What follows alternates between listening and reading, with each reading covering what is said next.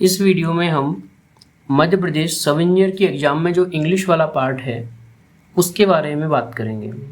14 से 15 क्वेश्चंस आते हैं और उन 14 से 15 क्वेश्चंस को किस तरह से हमें देखना है, किस तरह से उसमें हमको नंबर लाने हैं, वो हम देखेंगे। उसके लिए सबसे पहले तो हम जो पिछले सालों के जो पेपर है उसको देखेंगे, कौन से टॉपिक से क्वेश्चन पूछे गए हैं। और इसमें यूँ होता है कि कुछ लोगों की इंग्लिश अच्छी होती है, कुछ लोगों की इंग्लिश उतनी अच्छी नहीं होती है, तो हमको किन टॉपिक्स पर फोकस करना है वो हम यहाँ पर देखेंगे। अब जैसे कि सबसे पहले हम 19 सितंबर 2024 का पेपर देखते हैं जो लास्ट ईयर हुआ था, जो 2024 में हुआ था। तो उसमें हम इंग्लिश के पेपर को देखते हैं कि कहाँ से क्वेश्चन पूछे जा रहे हैं, किस लेवल के क्वेश्चन पूछे जा रहे हैं। जैसे कि पहला क्वेश्चन है आपका ग्रामेटिकल एरर का। इसके अंदर आपको ग्रामर की नॉलेज होनी चाहिए, जो बेसिकली हमारे जो टेंस वगैरह है और ये सब चीज़ें हैं।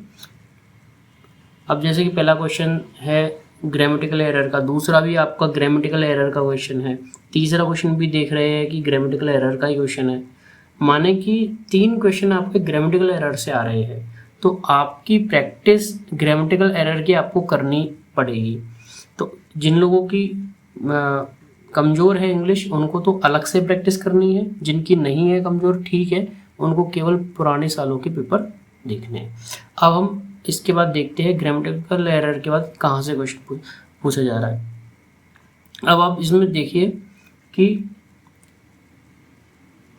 ये भी एक तरह से ग्रामेटिकल का उसका ही क्वेश्चन है, आपको एक तरह से इसमें पूछा गया है।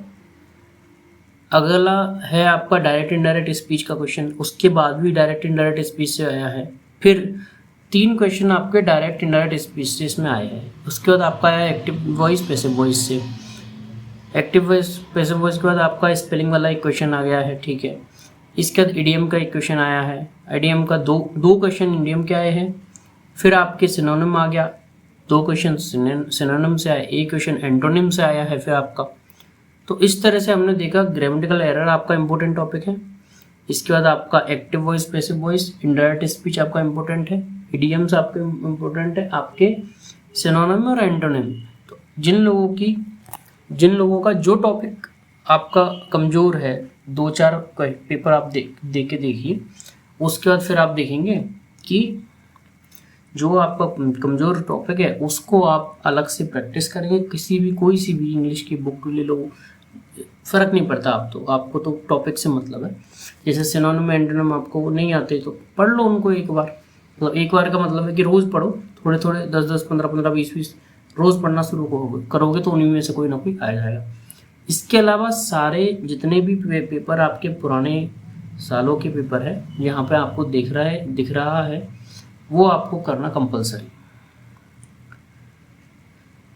अब जैसे कि अब पहली बात तो इसी पेपर को आप देखिए कि इसमें से कितने क्वेश्चन आपसे बन रहे हैं। जितने क्वेश्चन बन रहे हैं ठीक है, अगर नहीं बन पा रहे हैं, नहीं आ रहे हैं आपसे, तो इसका मतलब है आपको उसके लिए अलग से पढ़ाई करनी पड़ेगी। बहुत सारे लोग इस चीज़ को ओवरलुक कर देते हैं, लेकिन क्या होता है कि एंड में वही 2-3 नंबर जो रहते हैं, 1-2 नंबर वही कई बार काफ़ी सारे लोगों के उसी में रह जाते हैं वो लोग। तो आपको छोड़ना कुछ नहीं है, सारा पढ़ना है, सब कुछ पढ़ना है।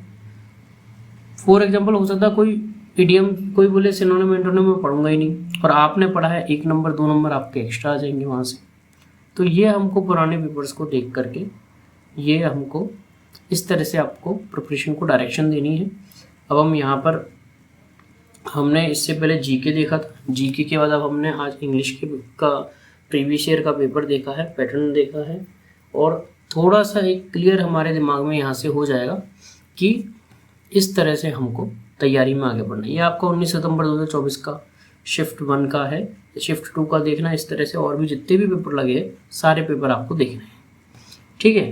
तो अब ऐसे करते रहेंगे तो फिर आगे आपका जो है तैयारी अच्छी तरीके से होगी। नेक्स्ट वीडियो हम देखते हैं फिर कौन सा टॉपिक बनाते हैं।